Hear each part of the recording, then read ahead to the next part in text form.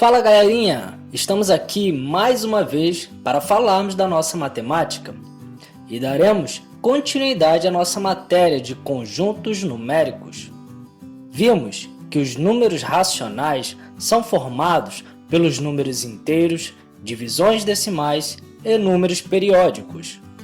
Bem, dando continuidade, falaremos sobre algumas operações do conjunto racional.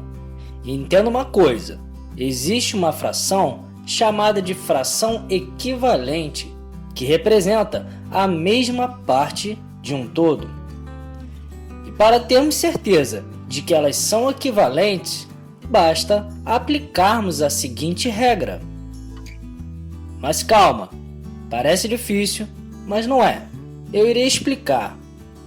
Essa regra se lê assim: uma fração A sobre B é equivalente à fração C sobre D se e somente se A vezes D for igual a B vezes C. Por exemplo, imaginamos a fração 2 dividido por 4.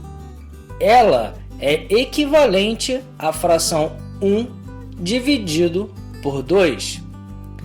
Se o numerador da primeira fração, 2, multiplicado com o denominador da segunda fração, 2, terá o mesmo resultado se multiplicarmos o denominador da primeira fração, 4, com o numerador da segunda fração, 1.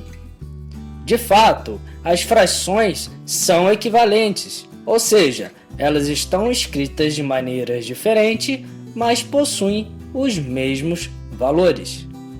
Bem, é necessário aprendermos algumas operações com frações.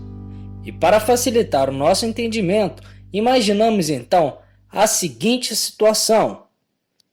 Eu tenho um saco de ração e 4 potes de ração que cabe 1/4 da minha ração em cada pote.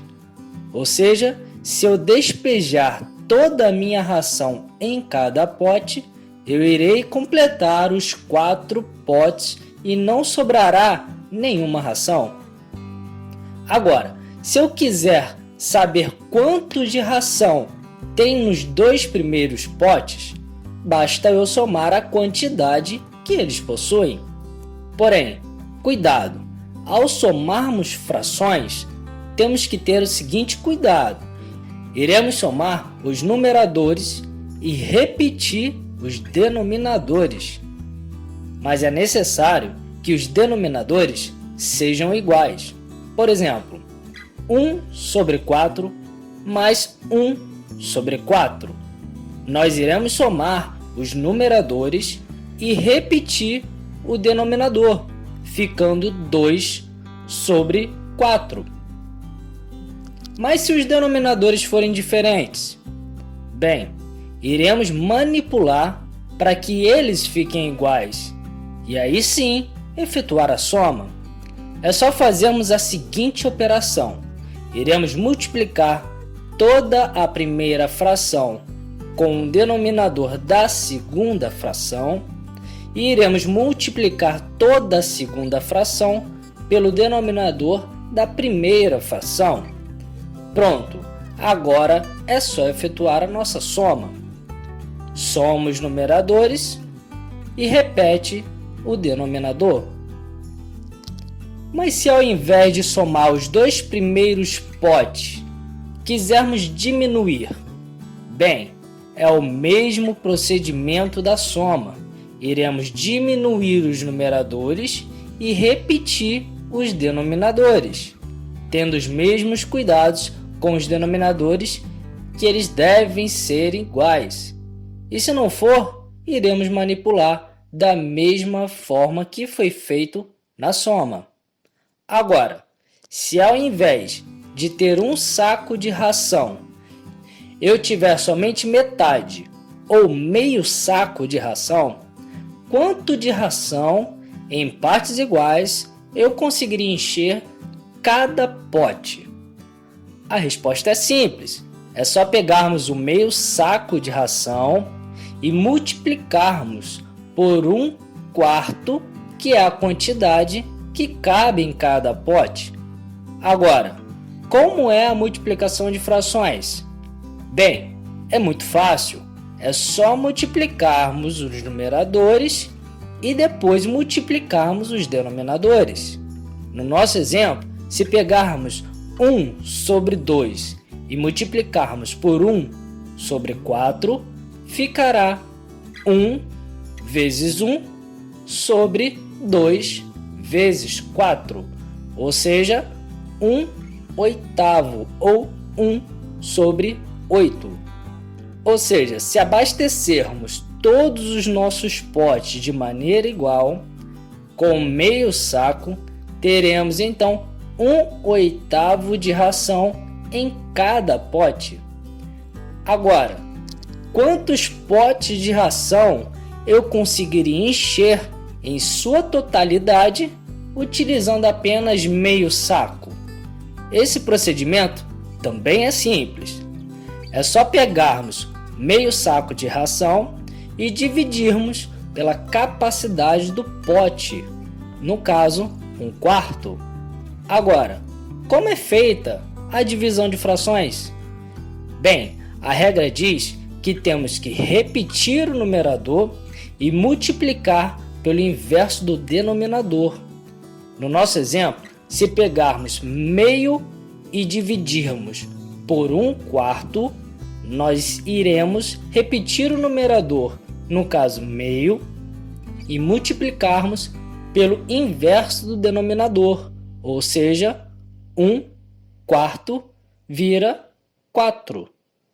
Então, realizando nossa multiplicação, ficaremos com 4/2, resultando em 2. Ou seja, quantos potes conseguiríamos encher por completo? 2 potes de 1/4 cada. Bem, até agora vimos algumas composições dos números racionais, mas existe uma bem peculiar, que são chamados de dízimas periódicas. E o que elas são? Bom, dízimas periódicas é o resultado de uma divisão com o seguinte detalhe: ele possui uma repetição infinita na sua composição. Como assim? Vamos analisar a seguinte divisão: 1 dividido por 3. Se realizarmos esta divisão, o resultado será 0,333 até o infinito. Percebe que se trata de uma dízima periódica, pois a parte que se repete, que é o número 3, é infinita. Agora, se fizermos 1 dividido por 11, teremos como resultado 0,090909 até o infinito. Percebe que também se trata de uma dízima periódica, pois a parte que se repete, que é o número 09, é infinita. Você pode estar se perguntando: e se aparecer um número infinito, porém sem nenhuma repetição infinita? Por exemplo, raiz quadrada de 2. O resultado será 1,41, 42, 13, 56 até o infinito. Bem, diferente das dízimas periódicas, que além de terem uma repetição infinita, elas podem ser escritas em uma fração. Por exemplo, 1/3 é igual ao 0,333 infinito. Esses números não conseguem ser escritos em forma de fração. Por isso que eles não são números racionais.